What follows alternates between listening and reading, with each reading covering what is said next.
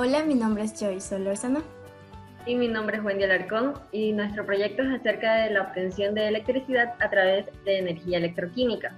En otras palabras, vamos a utilizar la fotosíntesis natural para la obtención de energía. Principio de funcionamiento. Durante la fotosíntesis se eliminan residuos que en contacto con microorganismos de la Tierra se descomponen produciendo electrones. Estos electrones son capturados a través de electrodos y mediante este flujo de electrones se genera la energía. Generalmente se tienen dos electrodos que conducirán la electricidad. El ánodo será el electrodo definido como el polo negativo y el cátodo será el electrodo definido para el polo positivo. Así, el ánodo se irá cargando de electrones procedentes de la Tierra. Aquí se genera un gradiente electroquímico y estos electrones acumulados en el ánodo se transferirán mediante un material conductor al cátodo, que es el más electropositivo, y así fluirá la energía eléctrica capaz de iluminar bombillas. Para demostrar la obtención de energía eléctrica a través de la energía electroquímica, se construyeron dos prototipos a pequeña escala con materiales fáciles de adquirir. Para el primer prototipo se utilizaron los siguientes materiales: plantas, cable, alambre de cobre, láminas de aluminio o un estropajo, estaño y un cautín para soldar. Además, se realizó una lámpara casera con palitos de helado o bajalenguas, una tapa, papel aluminio, un switch pequeño, tornillos de preferencia 3, un diodo LED y cinta aislante. Las plantas fueron ubicadas en macetas con abono de hojas de cacao, humus e incluso trocitos de carbón para poder incrementar la corriente. Debido a que el voltaje de una sola planta es muy bajo, se ubicó varias plantas. En la selección de las plantas se utilizó las que se encontraban en el jardín, específicamente una palmera pequeña o palmera de salón y flores comúnmente conocidas como pensamiento chino, todas con sus respectivos electrodos insertados. Se realizó la conexión de los cables en los electrodos y para el caso del aluminio se obtuvo voltajes muy bajos con las láminas, así que se utilizó un estropajo de cocina para formar un tipo de malla que luego se soldó al cable y se ubicó al fondo de la maceta, y así con todas las plantas dando un voltaje de 2,88 voltios. Para la lámpara casera se reutilizó una tapa de desinfectante a la cual se le ubicó papel aluminio por dentro. También 4 palitos de madera a los cuales se les hicieron huequitos en los extremos para así unir cada palito con los tornillos. El diodo LED se unió a los cables y se ubicó en la tapa para después soldar un switch pequeño y con este poder encender y apagar la lámpara. Seguidamente se hizo una conexión en serie, es decir que el ánodo de una planta se conectaría al cátodo de otra y así sucesivamente para encender en este caso la lámpara casera.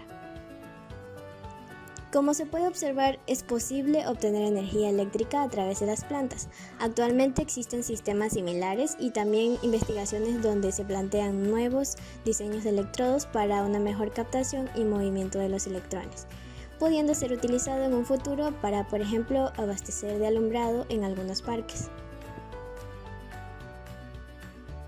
Se realizó el cálculo de la resistencia necesaria para el diodo con los datos de la corriente que vienen dadas por el fabricante.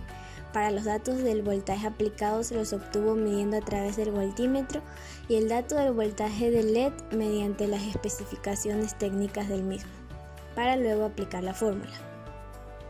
Para el prototipo no se ubicó una resistencia, ya que la tensión aplicada al diodo LED por las plantas no era demasiado alta como para producir un daño en el LED.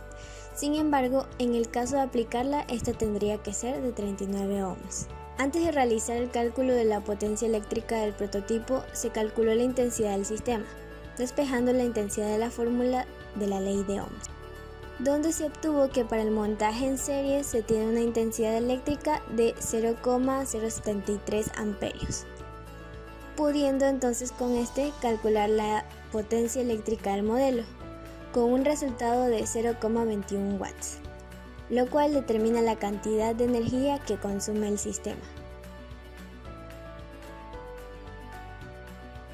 Para el segundo prototipo se usaron materiales base como cable, alambre de cobre y clavos de zinc, además de una planta, y de un diodo LED. Primero, para la preparación de los materiales, se dividió el cable y se calculó el largo en base a la distancia de cada una de las macetas. Luego, se pelaron los extremos de cada cable, dejando más largo el que irá unido al alambre de cobre. Si no se tiene alambre de cobre, se lo puede reemplazar por un palillo de dientes de madera, pero en este caso el palillo debe quedar cubierto casi en su totalidad por el pedazo de cable pelado.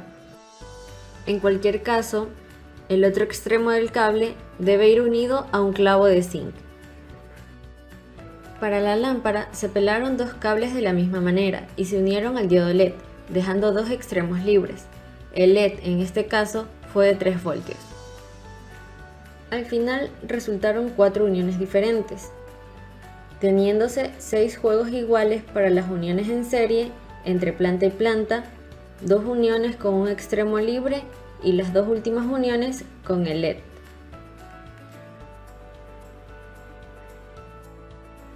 Procedimiento. Primero, es necesario que la tierra se encuentre húmeda y de preferencia que tenga gran porcentaje de materia orgánica, esto para facilitar la transferencia de electrones. Teniendo listo el paso anterior, se procedió a conectar en serie todas las plantas, de tal manera que cada planta tuviera un ánodo y un cátodo conectado con su contrario.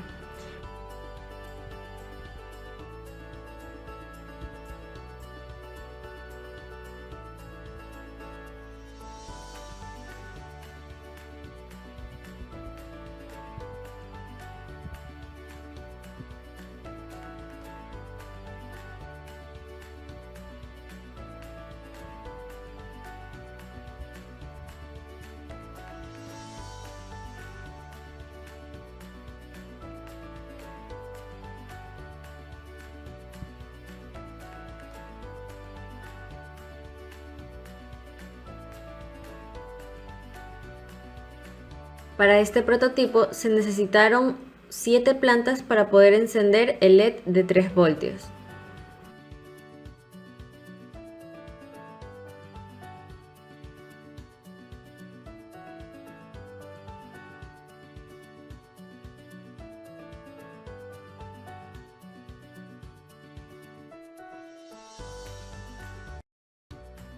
La energía electroquímica, a pesar de ser una fuente nueva, tiene como objetivo transformar la radiación solar en electricidad verde, de manera limpia y eficiente. De esta manera contribuye en una participación considerable para un futuro sostenible.